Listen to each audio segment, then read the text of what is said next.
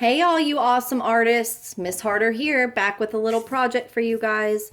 I have been racking my brain and trying to find out some things that we can do that you might have at home already, and quality projects that you actually want to share or use, or, things that you can learn from. So, what I have come up with today, and I'm excited about it because I never have the refrigerator magnets that I want.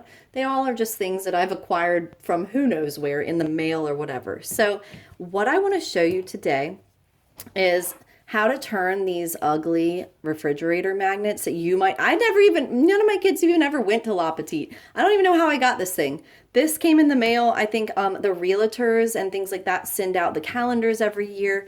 So you can use these old refrigerator magnets and let's personalize them. So this is one that I just whipped up real quick. It's a magnet on the back and I've added paper to it. So this is, I think there's a lot of quality skills you can learn during this project. Tracing, craftsmanship, how to glue and things like that. And what kind of paper might be better for this, because since it's a magnet, it needs to hold something up. It doesn't need a heavy paper on it. So you could literally use newspaper because it's really light, or you could use copy paper or lined paper, anything you want. And the lighter, I think, the less weight, the better.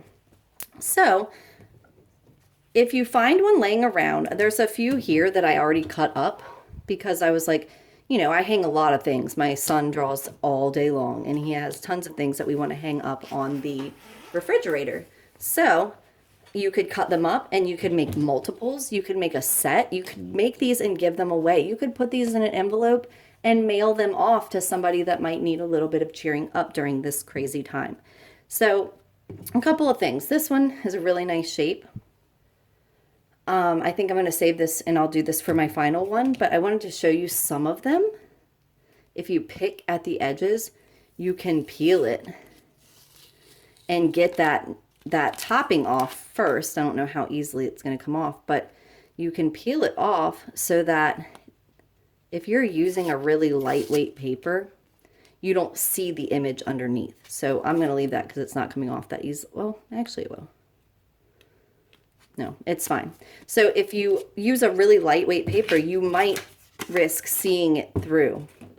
But otherwise, I just ripped it off. Plus, it takes some weight off of the magnet. So then what I'm going to do is I'm going to take it and I'm going to trace it onto the paper, which I just found a little scrap piece of white paper. Any paper will do, anything you have. And the cool thing about this is you could create a bunch you could get a bunch ready. And even if you don't have a lot of coloring supplies, you could get a lot ready. And then when you do acquire or come across or come back to school, you can use our supplies and you can color on top of these bright, nice white magnets. So I actually want to show you that I used the very corner of my paper because I don't have to cut those two edges. I already have a right angle there, and then it saves all of this other paper for other magnets.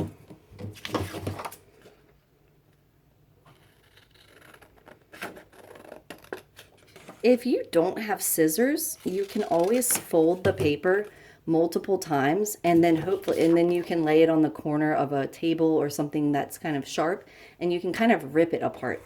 So that might be a nice option too. And ripped edges sometimes look really cool, especially if you wanted to turn your magnet into maybe a leaf or something that has a natural edge already. So I'm going to take this and I'm going to make sure it fits.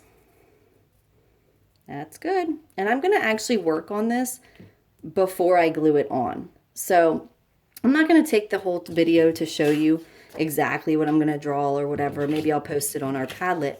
But I do want to show you a couple of tips. For this one, the black outline really accentuated, it kind of closed it off and made it a complete piece. So to do that, or you could use any color, but to do that, you lay it on a placemat of some sort, an old piece of paper, or even this scrap that I just pulled off. You could lay it on top of there. And I just did a nice kind of bold black outline around mine.